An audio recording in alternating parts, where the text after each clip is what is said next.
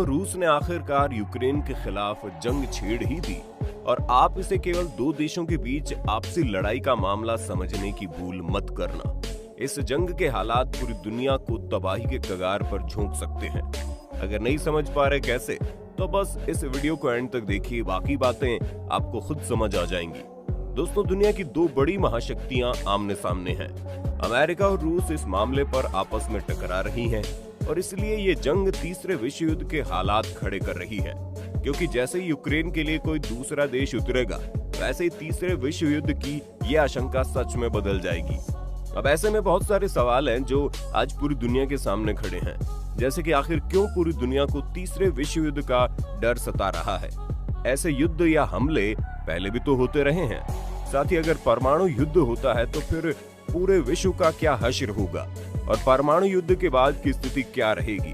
दोस्तों, ये सवाल कुछ ऐसे हैं जो कहीं ना कहीं सबके मन में है, और हो भी क्यों ना। परमाणु हमला कोई छोटा मोटा हमला तो है नहीं।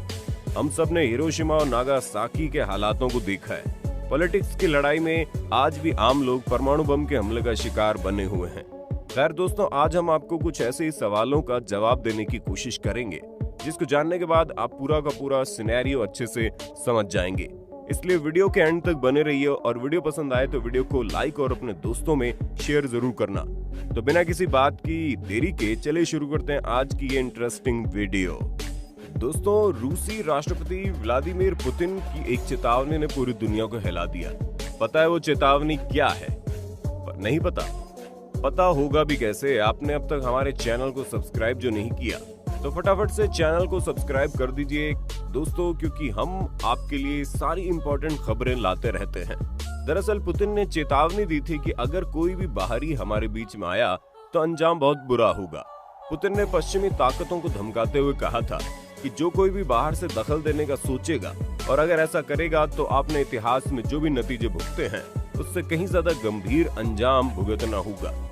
इस दो सेंटेंस ने बाइडेन तक को सोचने पर मजबूर कर दिया।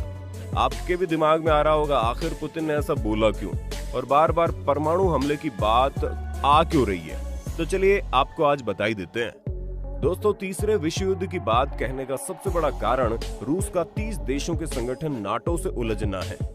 रूस किसी भी कीमत पर यूक्रेन के नाटो में शामिल होने के फैसले के खिलाफ है। यूक्रेन की स्थिति उसके साथ बिल्कुल वैसी है जैसे बांग्लादेश, भूटान, नेपाल जैसे देशों की हमारी सीमा पर है। जरा सोचिए, जब तक ये सारे देश हमारे भारत के दुश्मनों के साथ मिलकर उकसावे वाले कदम नहीं उठाते, तब तक हमारा उनसे कोई इशू नहीं होता है। लेकिन मान लीजिए अगर भूटान, नेपाल या बांग्लादेश सीधे तौर पर हमारे दुश्मन मुल्कों से मिलकर उनकी सेनाओं को अपनी जमीन पर उतार कर हमारी सीमाओं पर तैनात करवा दे और इससे हमारे देश के कई सारे स्टेट और एक बड़ा हिस्सा खतरे में नहीं आ जाएगा।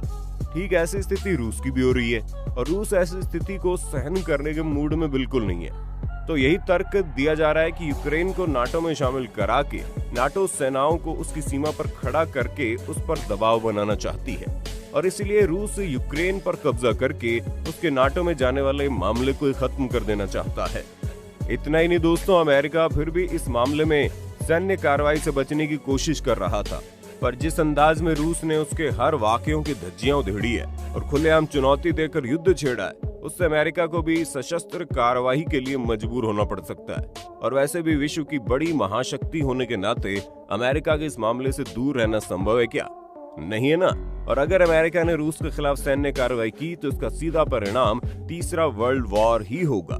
अब अगर रूस और अमेरिका जैसी दुनिया की सबसे बड़ी दो महाशक्तियां सीधे तौर पर टकराएंगी तो ऐसे में कोई नहीं कह सकता कि ये दोनों की जंग कितनी लंबी जाएगी। और फिर ऐसी स्थिति में क्या होगा ये हम सब जानते हैं। इस स्थिति में दुनिया के कई राष्ट्रों को मजबूरन इस जंग में कूदना पड़ेगा, क्योंकि अधिकतर राष्ट्र कहीं न कहीं इन्हीं दो ध्रुवों के बीच में बटे हुए हैं और इन्हें अपने साथियों का फ्रंट से या बैक से साथ तो देना ही होगा। कुछ समझ में आया दोस्तों कि बार बार रूस और यूक्रेन की लड़ाई को विश्व युद्ध 3 क्यों बोला जा रहा है? अब अगर आप ऐसे नहीं समझ पा रहे तो इसे विश्व युद्ध 3 क्यों बोला जा रहा है, तो जरा वर्ल्ड वॉर 2 को याद करो। कुछ याद आया? नहीं आया? ना आएगा। कैसे हिस्ट्री पढ़ी है आपने? किससे आती है? अगर पढ़ भी लिया तो याद कौन रखता है? तो चलिए थोड़ा इतिहास पर नजर डालते हैं। दोस्तों, ये घटना है फरवरी 1933 की, जब जर्मन नेशनल सोशलिस्ट पार्टी के नेता एडोल्फ हिटलर जर्मनी के चांसलर बने थे। उन्होंने वर्साई की संधि पलटने का वादा किया। मार्च 1938 में जर्मनी और ऑस्ट्रिया एक हो गए। फिर 1 सितंबर 1939 को जर्मनी की सेना पोलैंड में घुस गई और इसी के साथ दूसरा विश्व युद्ध शुरू हो गया। हिटलर की सेना ने यूरोपीय देशों पर कब्जा करना शुरू कर दिया। बाद में हिटलर ने अमेरिका के खिलाफ भी जंग शुरू कर दी। जर्मनी की सेना को सोवियत संघ में हार मिली। बाद में अमेरिका, ब्रिटेन, सोवियत संघ ने मिलकर जर्मनी पर बमबारी कर दी। उसके बाद 30 अप्रैल 1947 को हिटलर ने आत्महत्या कर ली और 8 मई को जर्मनी ने सरेंडर कर दिया।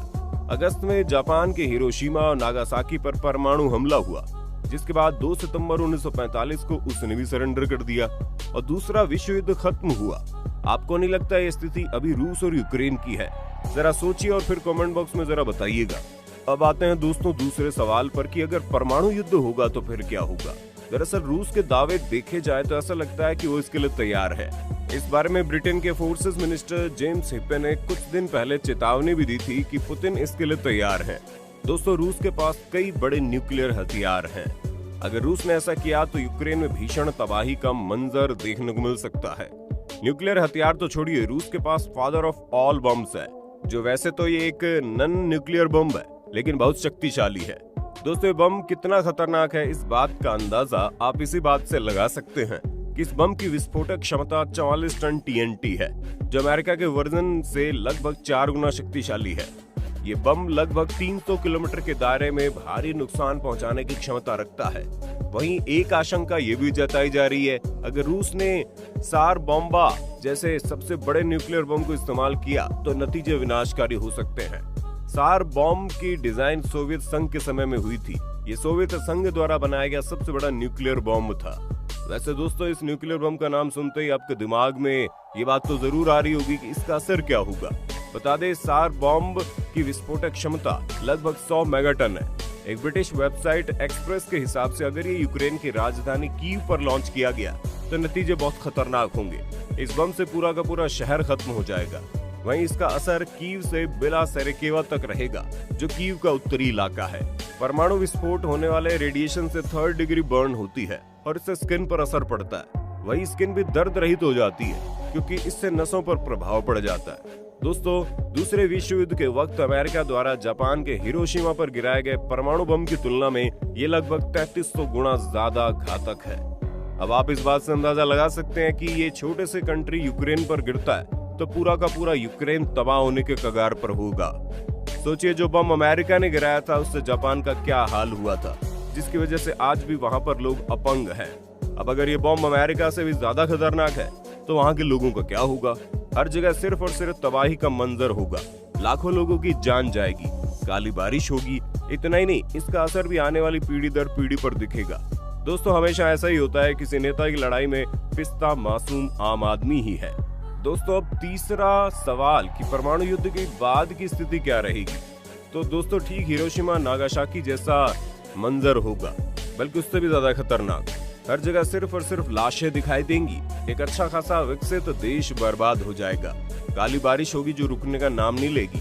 बच्चे भूखे प्यासे मर जाएंगे और जो लोग जिंदा होंगे वो खाने को मोहताज हो जाएंगे। खाने को तो छोड़िए, रेडिएशन की वजह से बिना सांस लिए मर जाएंगे। दोस्तों जापान का हिरोशिमा अब जाकर थोड़ा ठीक हुआ, यानी कि लगभग 76 साल बाद। सोचिए यूक्रेन को कितना टाइम लग जाएगा। जहाँ एक तरफ पूरी दुनिया आसमान छुएगी, यूक्रेन को शुरू से सारी चीजें शुरू करनी पड़ेंगी। रोड, स्कूल, कॉलेज, इंफ्रास्ट्रक्चर और तो और सबसे पहले लोगों का विश्वास, क्योंकि यहाँ लोग अब रहने से भी डरेंगे। खैर दोस्तों ये तो हुई वो बातें जिनसे ऐसी चीजें हो सकती है, लेकिन अब कुछ सुकून वाली बातें हो जाए। रूस ने जॉर्जिया से लेकर क्रीमिया तक ऐसे हमलावर तेवर बहुत दिखाए हैं। तब तनाव बढ़ा, लेकिन बात विश्व युद्ध तक नहीं पहुंची और आज जमाना आर्थिक युद्ध का है, जो कि इतना ही घातक है। वैसे भी पहले और दूसरे विश्व युद्ध की तरह तीसरा विश्व युद्ध नहीं होगा। दूसरे विश्व युद्ध में एक देश जो एटम बम से लैस था, उसके एक बम ने युद्ध को बंद कर दिया, लेकिन अब तो सभी देश परमाणु हथियारों से लैस है। ऐसे में अगर एक देश परमाणु हमला करता है तो दूसरा रुकेगा नहीं। ना तो धरती पर रहने वाले इंसान, ना ही धरती परमाणु हथियारों के युद्ध को झेलने की ताकत रखती है। वैसे इस बारे में आपकी क्या राय है, हमें जरूर बताइए। उम्मीद करते हैं आपने आज की वीडियो से बहुत कुछ सीखा होगा। तो बस छोटी सी गुजारिश है, वीडियो को लाइक करना मत भूलना।